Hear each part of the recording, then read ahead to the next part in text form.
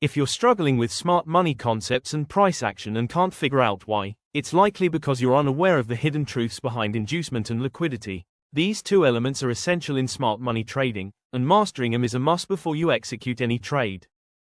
In this episode, we're uncovering the secrets behind inducement and liquidity traps, and we'll also walk you through how to steer clear of the liquidity and inducement setups that market makers constantly lay out to trap traders. So if that sounds like something you're into, make sure to hit the like button to show your support, and don't forget to subscribe if you're new.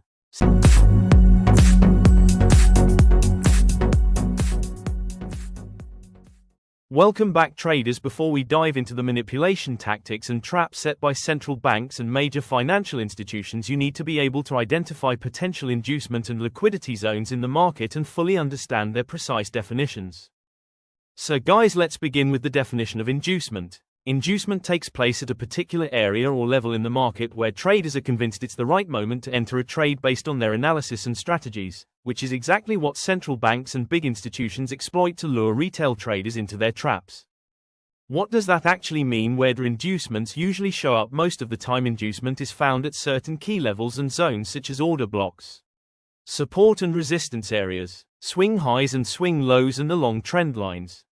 So let's begin with the order block. As you already know, guys, order blocks are crucial refined supply and demand zones where price, upon reaching them, can potentially reverse its direction. Order blocks contain a concentration of buy and sell orders, making them key inducement areas where traders are drawn into the market and typically place their buy or sell orders to get triggered in. As you can see here, price breaks the recent market structure to the upside and forms this bullish order block where traders are looking to enter long positions by placing their buy orders. Since it's an area that pulls traders into the market, it's clear that price didn't respect this bullish order block, so it's not valid and fails smart money traders, which makes it an inducement. Again, there's another order block slightly lower, and as you can see, guys, price ignores this one too, making it invalid, so it's also an inducement like the previous one. Make sure to watch this video until the end, because I'll be showing you which order block is actually valid and safe to trade and which ones are just inducements you must avoid. So guys, the next common zones where inducement usually takes place are support and resistance levels. As you know, traders widely treat support and resistance as areas where price is expected to reverse and respect these levels each time it revisits them, so a lot of traders get pulled into the market at these zones. For instance, here's a major support area that price has bounced from multiple times, so traders enter the market every time price returns to this zone expecting it to push upward. They place their buy orders here and end up getting induced into the market, but as you can see, before moving up, price dipped lower and hit the stop losses of traders using this long wick who had buy positions at the support level. Price then quickly reversed and shot up. So guys, this is a textbook inducement, and it's a setup orchestrated by market makers. Swing highs and lows are key points on the chart that often act as inducements. As you know, guys, swing highs and swing lows are the most recent highest and lowest levels that price has touched, and especially on higher time frames like the daily chart, these levels carry more weight and price tends to respect them more often, which is why traders frequently get drawn into the market at these points. For example, here on the NZD dollar daily chart, we have this swing high as the most recent top and this point marked as the swing low. Most retail traders place their buy and sell orders around swing highs and lows, believing that price will respect these zones and reverse upon reaching them. As shown, price creates false breakouts around these areas and triggers the stop losses of both buyers and sellers. So guys, we classify these zones as inducements.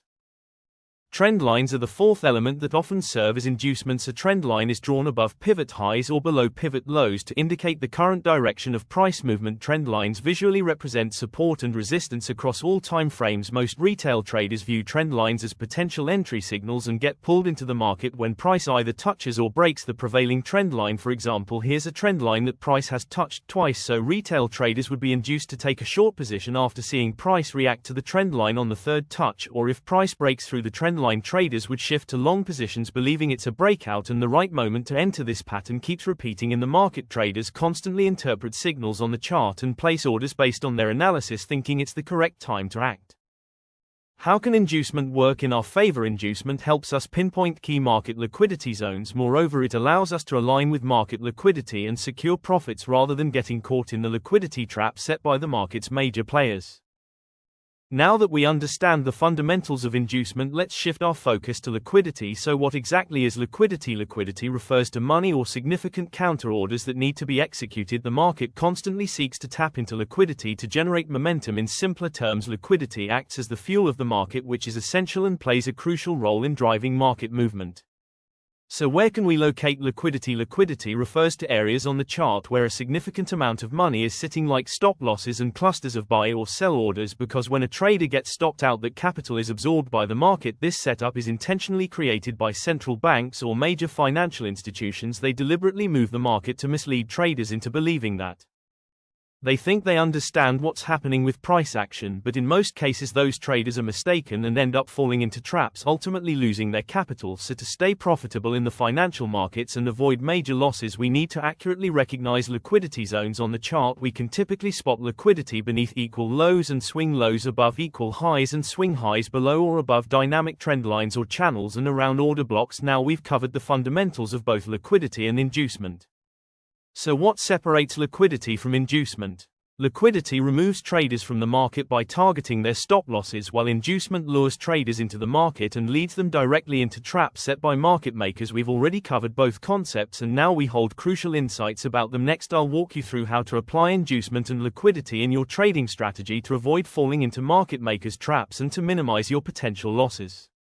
So here we're looking at a schematic illustration that reflects typical price action behavior. As you can see, the market is trending downward. Price reacts to this zone and then resumes its movement lower. Notice how price is driven downward but fails to break the previous structure. Following that, it forms a minor retracement upward. Once the market gathers sufficient momentum, price drives down again and breaks structure right here. Now we're left with this untouched zone where price could potentially reverse. We also have another fresh zone right here formed by the recent break of structure. Many smart money concept traders, ICT followers and retail participants often get puzzled here and aren't sure which zone provides the safer trade setup. As we've mentioned earlier, inducements are specific areas on the chart orchestrated by large institutions like central banks and big players to lure in retail participants by prompting them to enter long or short trades and ultimately generate more liquidity for themselves. So in our case, this zone serves as an inducement level because you can clearly see that price attempted to approach the higher zone but instead dropped sharply before even reaching it and broke the recent low. What typically happens in this kind of setup is market makers entice a portion of smart money concept and retail traders to open sell positions right as price interacts with this inducement area. Continuing the move, you can see price climbs back up, touches the inducement level and briefly rejects from it. This minor rejection often excites traders and convinces them that price will move in their favor further. This small move attracts even more action-based traders to jump in by placing short entries with their stops positioned above the double top. Now, as illustrated, this manipulation strategy executed by market participants has stacked a lot of liquidity directly beneath our initial untested zone, and as we know, the market seeks out liquidity to fuel its movement. So here price returns to that first untouched zone, clears out the liquidity and resumes its dominant trend to the downside. This scenario demonstrates how large financial institutions manipulate market behavior to mislead retail traders, force them out of positions and capture their capital. To help you grasp this concept even better, let's go over another schematic example. Once again, we're looking at a bearish market structure. The price forms a new low following a retracement, then breaks structure to the downside. We can also clearly spot an untouched supply zone here and a double top formation above, which creates a strong liquidity pocket. As we've discussed before, this kind of equal high structure builds up liquidity just above those highs, and eventually the price will look to sweep that liquidity in order to mitigate the nearby order block. Now, since this double top also serves as a resistance level, many retail traders see this as a signal to short the market, expecting further downward movement. As we continue, we would typically expect price to run the stops sitting above the double top and tap into the supply zone. However, what actually happens is different. Price respects the lower unmitigated zone and continues downward without sweeping the liquidity above the equal highs. This is where most traders start questioning the move, wondering why price skipped the liquidity grab. The answer is we never know exactly when price will come for the liquidity. It could happen within the next hour or it might take weeks, but eventually the market will target those resting orders. Therefore, it's essential not to place trades directly beneath areas where major liquidity pools lie, because price will ultimately come back for them. In this example, after price tapped the first zone, it continued lower and caused a fresh break of structure that gave us a new supply zone, which some traders might see as a potential selling point. This zone becomes an inducement area in my view, since it was formed from a break of structure and shows imbalance during the move down, and smart money concept or ICT based traders are likely eyeing this area for short entries. However, most of of them overlook the larger picture. They forget that there's still an unmitigated zone higher up and a liquidity pool sitting just above that area. Also, there's a trend line in play here, and when price touches this line, many retail and price action traders will enter short positions, adding more liquidity to the top side. This trend line now serves as a magnet for price because of the liquidity building above it. This inducement zone is very convincing to retail traders. It seems technically sound for selling, and market makers are fully aware of this. They anticipate the setups and thought processes of these traders and design traps accordingly. So from our perspective, this inducement zone is a no-trade zone. We must avoid it at all costs. As the market shows a minor rejection from the inducement level, it lures traders into shorts, then sharply reverses, runs up to the true supply zone, sweeps all the liquidity including stop losses of traders who sold from the inducement area, and finally continues the original bearish trend. This example once again illustrates how market makers manipulate order flow to deceive uninformed traders and absorb their capital. Now let's move forward and look at another scenario that frequently plays out in live markets.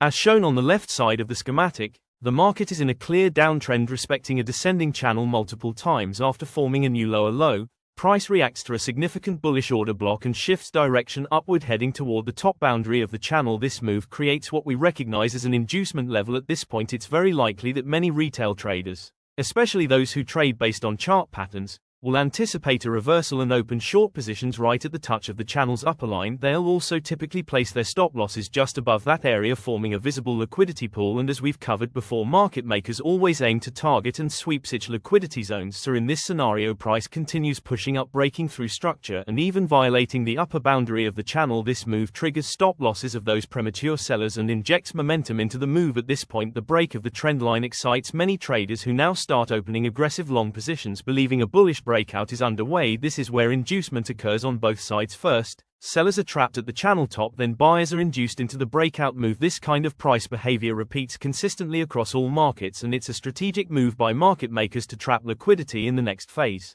Some traders enter long positions on a minor pullback, expecting the trend to continue upward. Price does push higher for a while and forms a temporary ascending trend line. However, shortly after, price aggressively reverses, breaking the trend line and sweeping the liquidity below this structure. This sweep targets the stop losses of traders who were chasing the move upward during the temporary bullish structure. Following this liquidity grab, price drops into a well-defined demand zone and after mitigation resumes its move to the upside. So in this single scenario, we see market makers induce both sell side and buy side participants, collect their liquidity, and then align the price movement with the institutional direction. This pattern of manipulation and realignment is something we must always be aware of in our trading strategy. Now let's move to a live chart to see how these mechanics unfold in real-time examples.